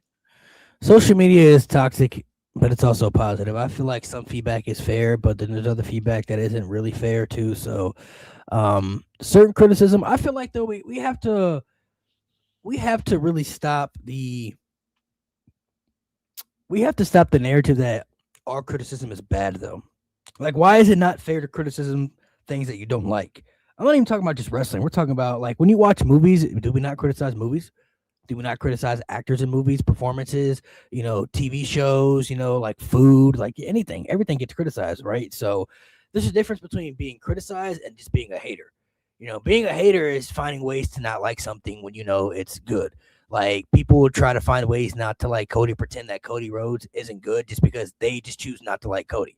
But it's like, I've seen people say last year where Cody's reign was all boring and he needed all the bloodline stuff. But it's like, he didn't do all the stuff with bloodline last year, though. He had a thing with AJ, like they pretend like that didn't happen, and stuff with Kevin Owens. Like, he did other things outside of the bloodline stuff. I'm a little mean though. I did not like the who do you have the I Quit match with? Was that AJ? I didn't like that match. Like, some people loved it. I was like, nah, I didn't like it. I was just like, he was afraid to get hit, and then he still hit him afterwards. I was like, what was that? I was like, I don't know. I was just like, okay, you should have just never gave up then. I don't know. Well, he gave up, and then like obviously he got hit afterwards. So yeah, I was just like, well, that didn't save you. So what was the point of you giving up? So I don't know. Some of it's weird. It was a little. It was pretty much the same finish with the John Cena JBL I Quit match, But I mean, I get it. I didn't mind. I liked the match. I thought it was good. But the biggest degrees in like verity to me in 2025 was like that WrestleMania match with him and Cody versus the match at SummerSlam that they had. Now, getting there and Cena becoming babyface, I didn't like any of that. But the two matches, like, we're just looking at the matches. That's crazy how one was like, like C-D territory for a main event, and then the other one's like, yo, this is exactly what wrestling is. Like, this is crazy. Yeah, everything's gonna get criticized. So it's fair to criticize certain things that you don't like, but you don't have to be a hater when you criticize. People confuse the two, and they're far from different. And being a hater is just not liking something purposely, just because you're trying to find ways not to like it. Being a criticizer is just criticizing something that you just didn't personally enjoy. Like, you just didn't find ways to enjoy it. And you're just talking about things that you just didn't like. So, yeah, I don't know. I try to be fair with some of the stuff, man. Nick, the Wrath of Khan, just said the internet is not real. Yeah, listen, I think it's fair as long as you're being fair about it. If I like a show, I'm gonna come on here and I'll tell you guys, like, yo, I like a show. You know what I liked? I like Carmelo Hayes becoming the world champion or the U.S. champion, excuse me. Like, I thought that was fantastic. I've been asking for it. Like, I'm one of the people that was like, yo, give this guy a chance. I hope that they you can't just all of a sudden, now he got it. Now it's time for me to like criticize and hate on everything he does. No. I want to see what he does and then praise the stuff that he does good so that if you want to see him elevated more, you'll do it. You know what I mean? I just think that's part of the game. Like, you have to do it. Some people will turn into the so-and-so's going to take the belt off of him. I don't care. He's overrated. Well, you're going to hear all that stuff. It always just comes down to that. I thought him and Ilya, though, I think those are two future main event guys. Him and Ilya? Yeah, Ilya's great. I fear for Ilya. Like, I always think Ilya in like New Japan, like 2019, he would have been crazy. Like IWGP Junior Champion, he would have went crazy in New Japan. I just hope that he chills out sometimes. Sometimes I think he goes so hard in matches where I'm like, bro, chill. I'll never forget that match with Gunther and his neck was like purple from like the chops to his neck. I was like, yo, bugging. We made my friend watch that match one day and we had a debate of like, yo, would you let Gunther like do this to you if you were a wrestler? And I was like, yo, I'd be like, I'm done, bro. I'm good, Sean. Keep the money. Have a good day. I won't be at NXT. Ilya is intense, bro. He's really intense. Yeah. Really good stuff, man. We got some good stuff coming up here. We had brought up all the Continental Classic stuff. I thought they did really good with that this year. I just wanted to show them some love, man. C2 was fantastic. Go back and check that out if you missed it. Wrestle Kingdom's coming up. I'm looking forward to Hiroshi Tanahashi's last match. Me and Rob are going to try and get Rob. You think they're going to add more matches, or this will be? No, this is on TV. So this is different. Usually Wrestle Kingdom's like an ordered show, but this one's going to be on TV. I think it's that Sensei up at the top there. So it's a television show. So that's why they've limited the amount of matches, and they've added one more. I think it's a television championship match with like ELP versus Chris Brooks, but I don't know if they'll add one more. I know Andrade's a part of the show now too. He's one of the mystery men in this match, and we don't know who the other one is. I could see it being Kyle Fletcher too, because he used to be in United Empire. I'm just guessing though. Don Callis' family sent 2 people over, going up against Bullet Club War Dogs. I don't know. It could be fun. Suri versus Tanahashi's the main event. Yeah, that's 100% the main event. Yeah. To me, this show is huge though, because New Japan's kind of like you said. I don't know if you've been watching, but it's not like it used to be. And you go through the tough times. And listen, like I said, everyone's peak doesn't stay up top forever. But Tsuji, I think you have to make him the champion. Aaron Wolf needs to have a good showing in this because this is an Olympian that they're bringing in. Like, can this guy deliver? New Japan training is different. This isn't NXT. This is something different. So I'm curious to see how he does because we've never seen him work. So you don't know. This could be good. This could be bad. This could be a disaster. We don't know. Agree. They have a Rambo for trios titles where they're going to come out like a Royal Rumble gauntlet style. Once one person's out, the whole trio is out. Suri versus Kamitani. This is like a dream match for women's like Joshi pro wrestling fans. Both titles are on the line. Hopefully they unify those. Same thing with Takeshi Tsuji. We have a number 1 contenders match. I think it could be a fun show. I'm looking forward to it. I'm more interested to see how the show performs in and of itself. And then the next night you have New Year Dash, which is kind of like their night after Mania. Sometimes cool things happen on there. Sometimes not much happens on there, but I would recommend people check it out. Other than that, Malik, man, I don't know if there's anything else you want to talk about. And then if not, we could just preview Raw for him and let him go watch it, man. I don't know if you have any other predictions or anything like bold predictions of yourself that I know you can talk about that stands out. No, I think I wrote down everything that I was bold enough to write down for those. Did you have anything you wanted to add to them? No, we could preview Raw for right now before it starts. You got CM Punk tonight. He will be out there. And is Logan Paul in the Vision? Like, is this a thing? He's in the Vision. He's there. That's why I said they're making the group people that they want to build for the future. So that's why Austin Theory's in there. That's why I think there could potentially be another masked individual. I think they're building it up. That's why I don't feel like Austin Theory going to Seth it's kind of a step back, I feel, especially when they're using the Vision for the Vision per se.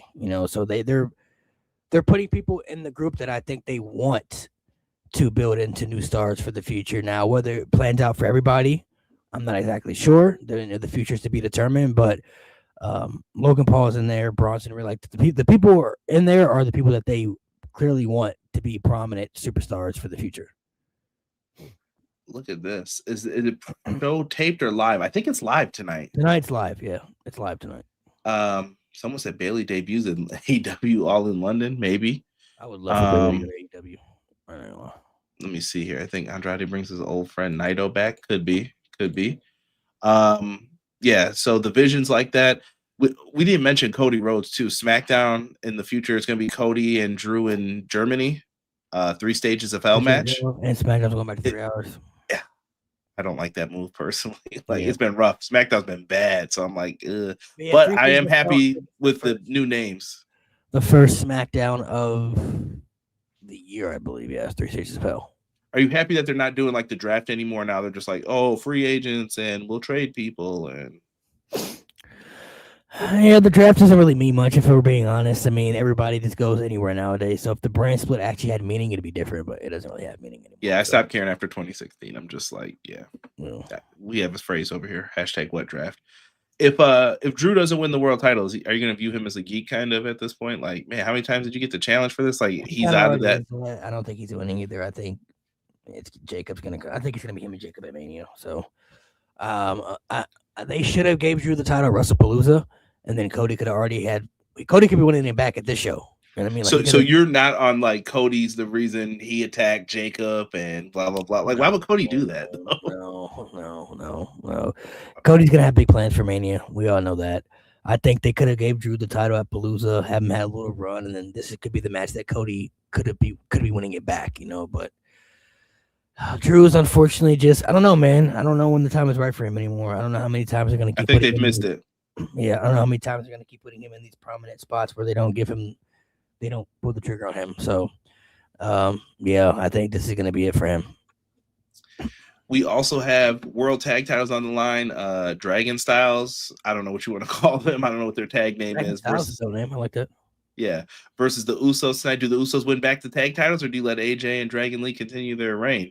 You got to give Usos the titles right now. I don't like AJ and Dragon Lee's tag team. They need Omos in that corner. That's what they need. I don't like AJ and Dragon Lee's tag team. They have good matches, but I don't like AJ in the tag team division. I always call these WCW tag teams. Like if you ever see Barry Windham and Dustin Rhodes, you're like, okay. Having AJ them drop the tag team titles right now just makes AJ more of a contender for the Rumble next year, which some people want. So yeah, I can see him being in like the final 6 in that mix. That women's match, Jesus. And then, are they going to do it? They better. I personally think Stephanie Vaquer is going to win, but Stephanie's going to WrestleMania, yeah, for sure. Some people think though Nikki wins it tonight for a little short reign. No, bro. And they think that Judgment Day, like Raquel and Liv, are going to come out and it's going to mess them up, and then Nikki wins the title. I don't see it. I hope not, man. I hope not. But that's Raw, man. Anything else you want to talk about, Malik? I'm going to throw it to you, and then we can hop out of here whenever you're ready, bro. Well, I don't know what you guys covered in the first 20-25 minutes that I wasn't here. So we did World's End, and then we just talked about it, and then went over the preview and predictions. I finally got Sean this year. I wish he was here so I can, do my victory lap a little more. Yeah, I don't really know. Nothing that really stands out. How did you feel overall? I mean, we're talking 2025, right? So what are some things that you didn't like this year? Didn't like WrestleMania for sure. And I did not like that they were going right back to Vegas after announcing it. I find those things kind of like I feel bad for the cities a little bit. Like I was one of the people that stuck up for Minneapolis. I was like, yo, dog, they earned a Mania? Like they paid the money. What do you mean they're not getting it now? You get 3 SummerSlams instead. It's like, what's the point of this bidding process? I find that stuff to be quite annoying. I don't know. I just feel like WWE. I don't know what they're doing with some people. Like Punk, I think is in like a really weird spot too right now. Like sometimes I'm like, yo, go all the way with him, give him something here. Like him and Cody's what I wanted to see at one point, but I don't think that's happened anymore. I think it's Cody and Roman. I'd like to just see some more decisiveness and like, this is what we're doing. This is who we're going with. And I want to see like some of the young guys come up. Like I do like Javon Evans is getting the shot now. I think Leon Slater's good as gone as soon as his contract comes up. I can see Joe Hendry and R-Truth becoming a tag team. I mean, not my favorite thing either with that, but I'm trying to think of what else happened this year that I didn't like. I think the women's and tag division need to be booked way better. Way better. Raw, especially. Raw is just SmackDown had its moments, but Raw tag division is like, yo, Raw's tag division is terrible, man. Throw this in the trash, bro. New Day lost the tag titles for what? And I thought they wasted New Day too. Like you had New Day, you turned them heel, and they're with Grayson and Waller now. What? I don't know. I feel like New Day. I don't know. I like to see them become faces again, but I don't know if they're gonna go with that. So what was your least favorite thing, booking wise, that happened in 2025?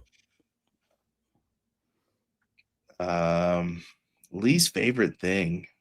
Gotta have something that stood out that you hated. I think the after effects of Cena's heel turn. I just did not like it, bro. I did not like Cena's heel turn. It just did. It was too late. Like it was like, yo, you should have did this like Nexus time period. At this point, I don't think fans wanted to see that. I agree. Just play. This is the greatest hit. So this when you're doing a retirement tour, it's the greatest hits, bro. Just keep it moving. I agree. I didn't. I would have never done it personally, but yeah, totally with that. I agree. Mine was Jey Uso tapping out Gunther. I didn't rock with that at all. Him winning the world title was fine, but that decision was kind of crazy to me.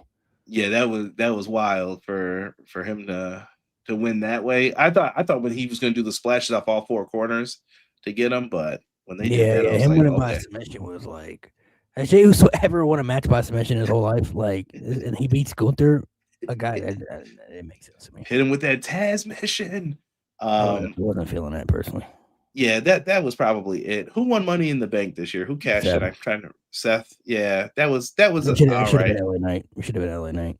Seth didn't need. I don't like it when like Randy Orton and like Cena and them win the Money in the Bank. Sometimes I get why they do it though. You gotta have it so that way there's like when the surprise happens, you're like, oh wow, I'm surprised. You know. Orton's I say was cool though because that led to the Daniel Bryan Authority stuff. Like that was good. So that had a bigger plan for the end, which.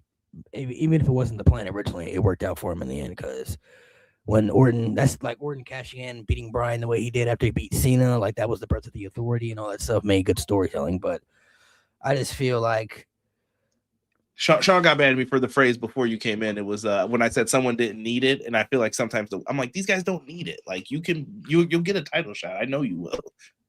So yeah, I think LA Knight that was. Out of all the Money in the Banks, this was the one I feel like he really needed, and he should have won the one with Priest. I think too. I don't know that one. I feel he should have won too, but like this one was like the one for me. It's like, bro, no way he doesn't. I for sure thought he was winning. Like, no way they're not.